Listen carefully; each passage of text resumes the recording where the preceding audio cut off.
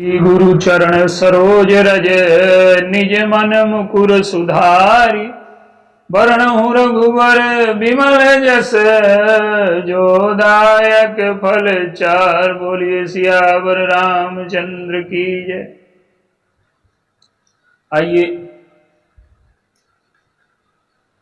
आज हमारे आश्रमों में जो सन्यास है उस पर थोड़ा सा विचार करें।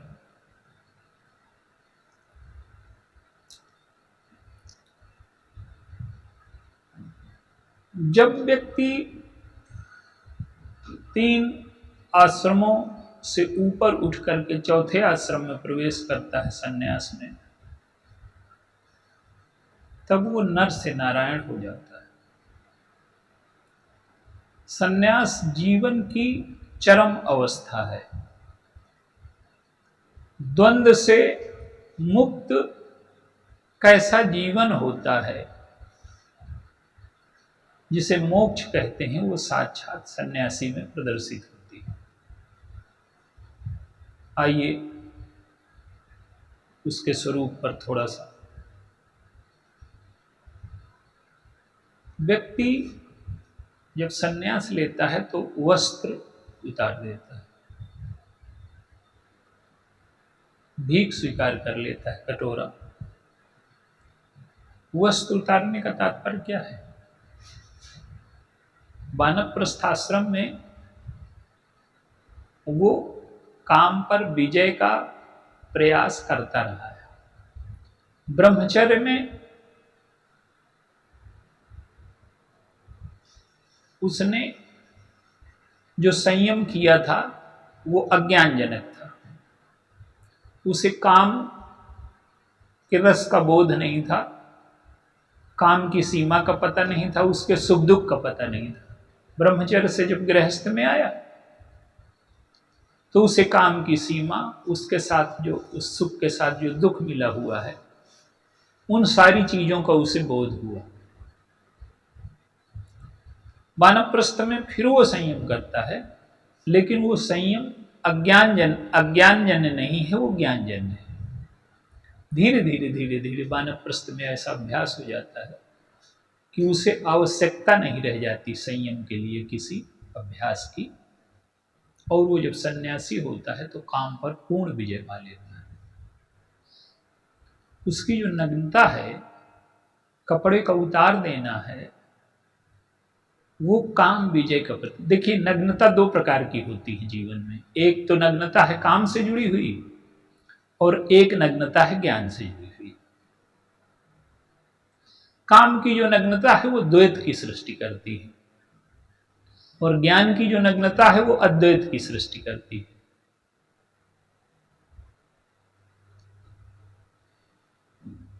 देखिए, एक बालक है, बालक जब नग्न होता है तो हमें अच्छा लगता है।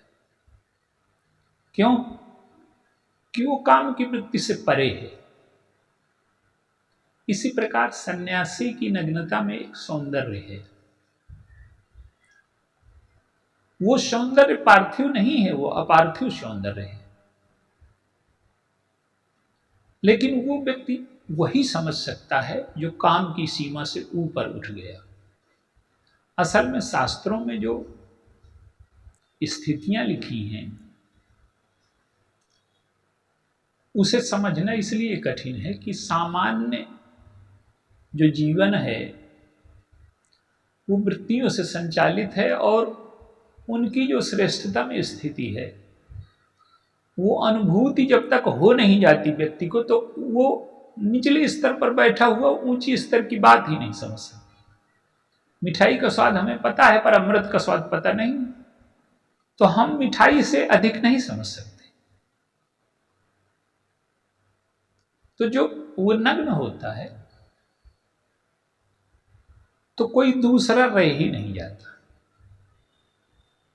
ज्ञान की दृष्टि में पूर्णमय का बोध हो गया, और जहां पूर्णमय है वहां द्वैत नहीं है, परम शांति है, किसी प्रकार का संघर्ष नहीं है, कोई दूसरा है ही नहीं, सारे रूप मेरे। तो जब कोई दूसरा रह ही नहीं गया, किसी अभाव की अनुभूति नहीं रह गई, जीवन पूर्ण हो गया, रसमय हो गया, तो ये जो नग्नता है ये ज्ञान से आई है। और किसी दूसरे का अभाव है तो अब दूसरा है ही नहीं, तो किससे मर्यादा करें, किससे पर्दा करें?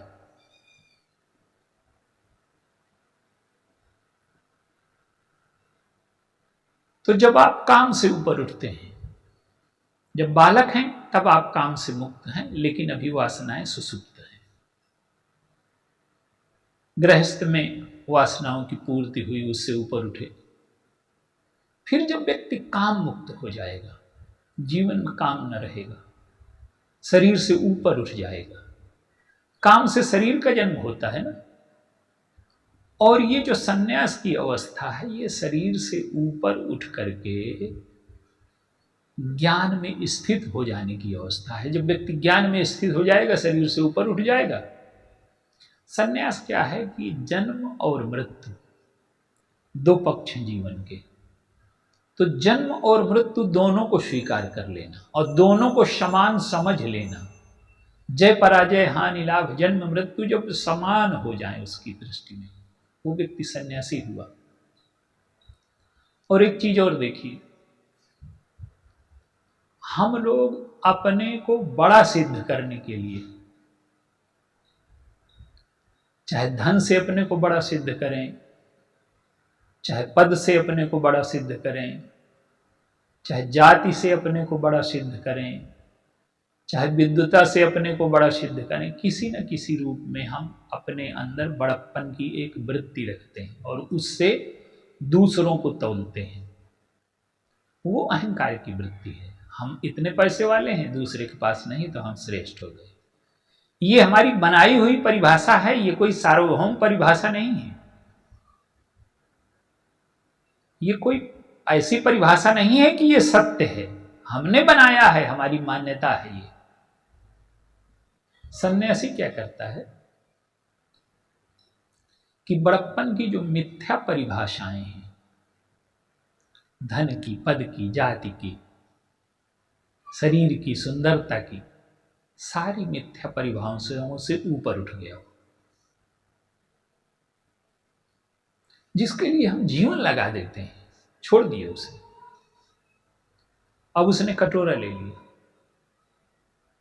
प्रत्येक के दरवाजे पर वो मांगने जाने लगा। अहम शून्य हुए बिना कोई मांग नहीं सकता।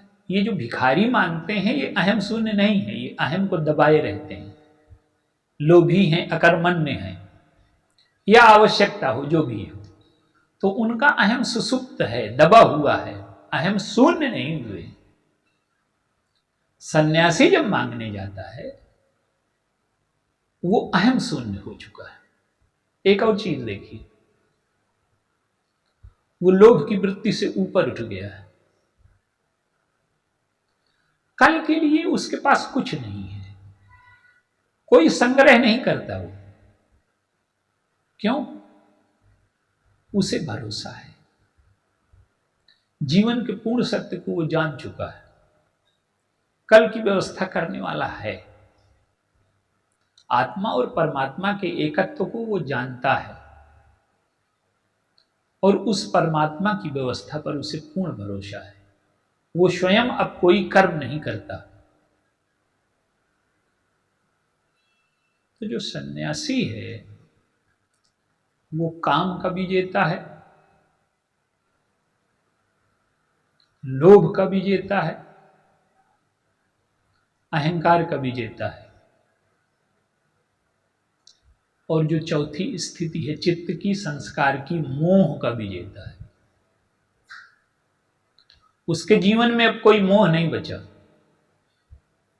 मोह का अर्थ अज्ञान नहीं है, मोह का अर्थ लगाव नहीं है किसी से। मोह का अर्थ है कि जान करके भी जाने हुए आचरण को, जीवन, जाने हुए सत्य को जीवन में न उतारना।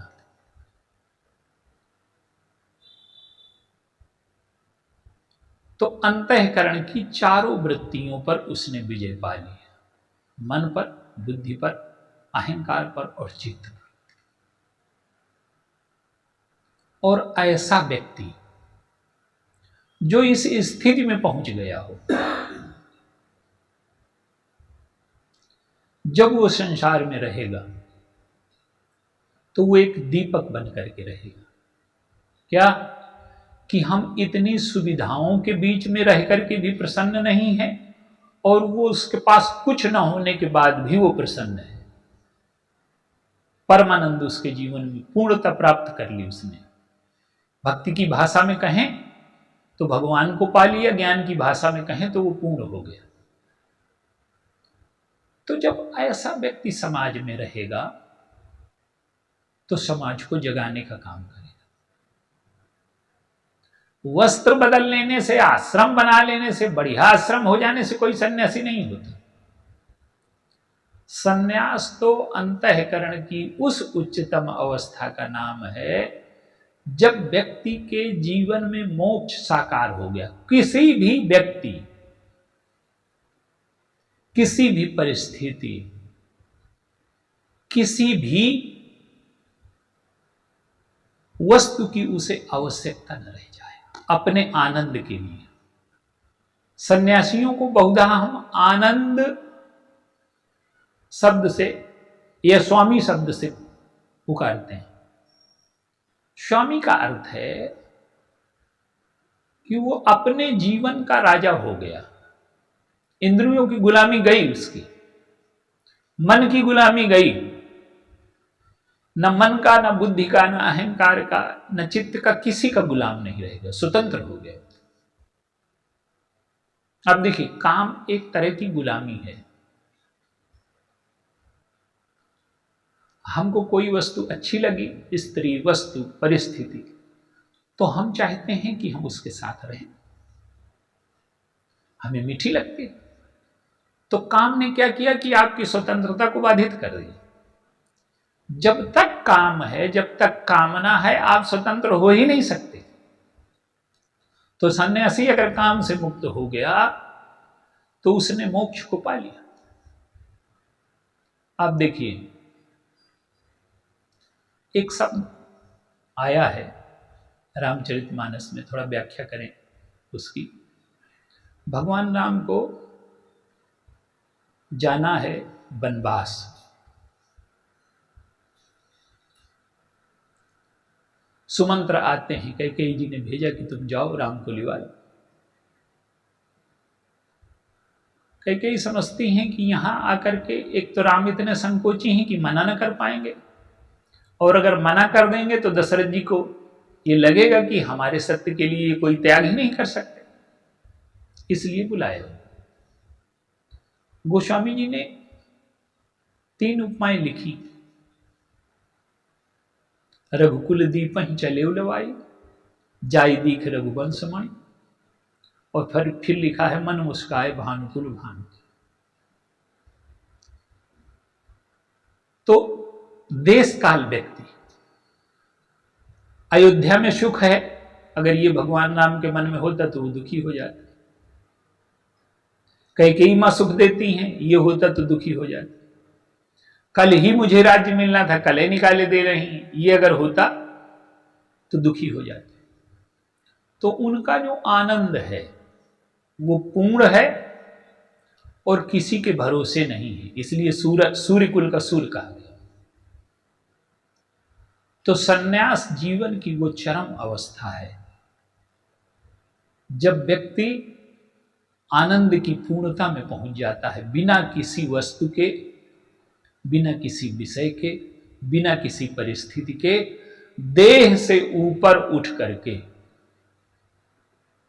इंद्रियों का जो जीवन है, एक जीवन होता है इंद्रियों का और एक जीवन होता है ज्ञान का, बोध का।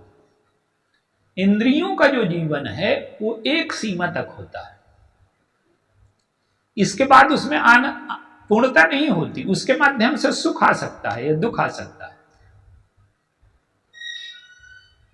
आनंद एक ऐसी निरपेक्ष अवस्था है जो किसी भी परिस्थिति में प्रभावित नहीं होती। तो इसीलिए हम सन्यासियों को स्वामी या आनंद के नाम से संबोधित करते हैं। कोई बाद में आनंद नाम जोड़ देते हैं या पहले स्वामी जोड़ देते हैं। देखिए, हमारी संस्कृति की ये विशेषता है कि 3 चीजें संसार में कहीं न मिलेंगी आप। राजा को सम्मान दिया गया पूरी दुनिया में, लेकिन सन्यासी जो भिखारी हो गया है उसको सम्मान नहीं दिया गया। सन्यासी भिखारी नहीं है, वो तो आनंद देने वाला है। इसीलिए हमने राजा से ऊपर रखा सन्यासी को। संसार में 3 चीजें कहीं नहीं है, दक्षिणा कहीं नहीं है, मोक्ष कहीं नहीं है, और भिखारी का सम्मान कहीं नहीं है। हमने जो दक्षिणा रखी वो क्या है? वो दान नहीं है। तब व्यक्ति इतने लोभ रहित हैं, कामना रहित हैं। ब्राह्मण या जो भी उच्च वर्ग है, जो वो कुछ लेने में संकोच करता है, कुछ लेता नहीं है। तो जब वो किसी व्यक्ति से कुछ वस्तु स्वीकार कर लेता था, उसने दान दिया। दान क्या है? दान की कई अवस्थाएं होती हैं।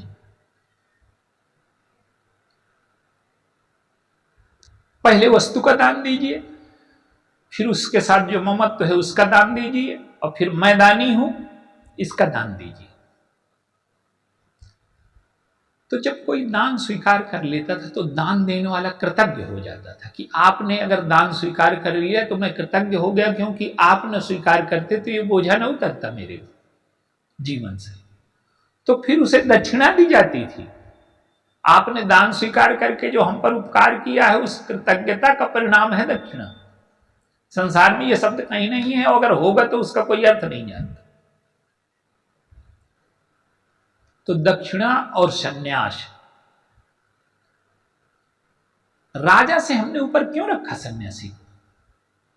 कि वो एक जीवन की एक अवस्था है जो हमें यह संदेश दे रहा है कि बिना किसी साधन के, बिना किसी पैसे के जीवन में कैसे पूर्णता को, कैसे आनंद को प्राप्त किया जा सकता है। भगवान शंकर का जो स्वरूप है वो मूलतः सन्यास का ही प्रतिबिंब है। भगवान शंकर जो हैं वो, उनको अहंकार के रूप में कहा जाता है। अहंकार शिव बुद्धि यज मन शशि चित्त महान। थोड़ा सा इससे जोड़ करके देखें। देखिए, एक अवस्था है जागृत, एक स्वप्न है, एक सुषुप्ति है, एक तुरीय है। तुरीय तक तो जो लोग पहुंचे हैं उसका स्वाद जानते हैं। आप देखिए, जागृत में आपको कुछ चाहिए, स्वप्न में भी आपका एक काल्पनिक जीवन होता है, लेकिन जब आप सुषुप्ति में होते हैं तो क्या होता है? आप सोते हैं और जब उठते हैं सुबह तो कहते हैं कि आज मैं गहरी नींद से सोया। तो जब बुद्धि नहीं थी, मन नहीं था, आप वहां उपस्थित नहीं थे, तो इस चीज को कौन अनुभव करने वाला था कि मैं आज सुख से सोया? तो वो मैं था। जब सब कुछ मिट जाने के बाद व्यक्ति आनंद में रहे, सुख में रहे, यही अहम शून्य होने की स्थिति है। जब व्यक्ति अहम शून्य हो जाता है, कुछ नहीं होता, तब उसे पूर्ण शांति मिलती है। और वो जो शांति का अनुभव करता है वो अज्ञान में करता है, और जो सन्यासी करता है शांति का अनुभव अज्ञान में नहीं, वो जग करके करता है।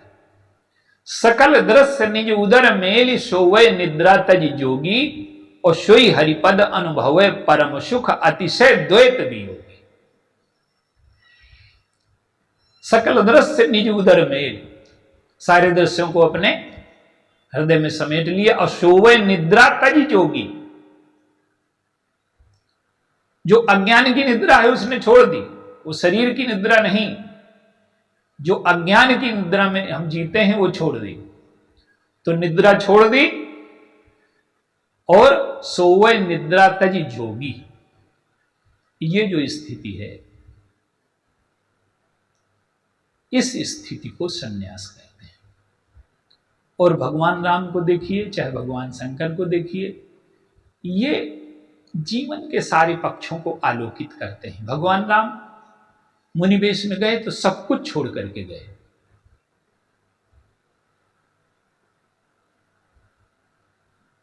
लेकिन दो चीजें उन्होंने नहीं छोड़ी। उनका संन्यास दूसरी प्रकार का है।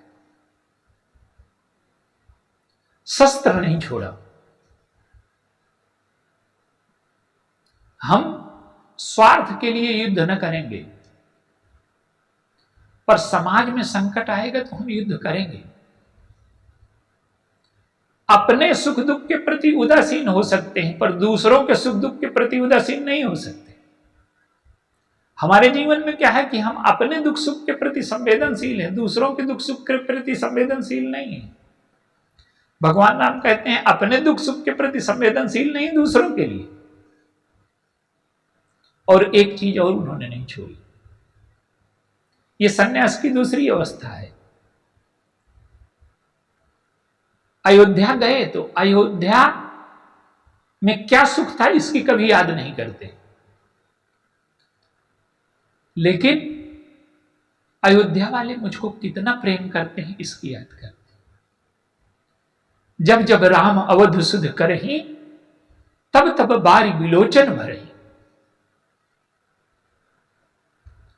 तो एक सन्यास वो है कि हम तो सन्यासी हैं,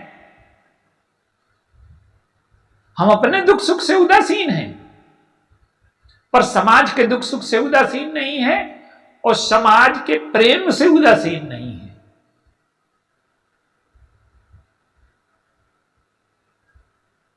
तो ये स्थितियां अगर हमारे जीवन में आती हैं, जब हम इंद्रियों के ऊपर उठ करके ज्ञान का जीवन, अनुभव का जीवन जीने लगते हैं, तो वो जीवन की सर्वोच्च, समाज में हर वर्ग की उपस्थिति आवश्यक है। आज समाज से संन्यास वर्ग गायब हो गया है। आसक्तियों से ऊपर उठने के लिए मृत्यु भी जीवन का एक सत्य है, इसे स्वीकार करने के लिए। और जैसे हमने पाया था, इस संसार में आए, हमको सब सारी चीजें मिली, सबका आनंद उठाया, लेकिन उसी आनंद से हम इसे छोड़ने के लिए तैयार हैं। और जब छोड़ने में हमें वही आनंद मिलने लगे जो मिलने में आनंद मिला था, तो हम सन्यास की स्थिति में पहुंच गए। तो हमारे देश की, संसार को सबसे बड़ी जो देन है, वो द्वंद्व से ऊपर उठना, सुख दुख से ऊपर उठना, और सन्यास की इस अवधारणा को समाज में किसी न किसी रूप में जीवित रखना है। अन्यथा समाज आसक्ति में, वासनाओं में डूब करके जीवन को दुखी बना लेगा। तो जीवन में एक दिए के रूप में, एक प्रकाश के रूप में, एक प्रतिबिंब के, एक ऊर्जा के रूप में ये जो सन्यासी का गेरुआ रंग है, ये त्याग का, समर्पण का, ज्ञान का प्रतीक है।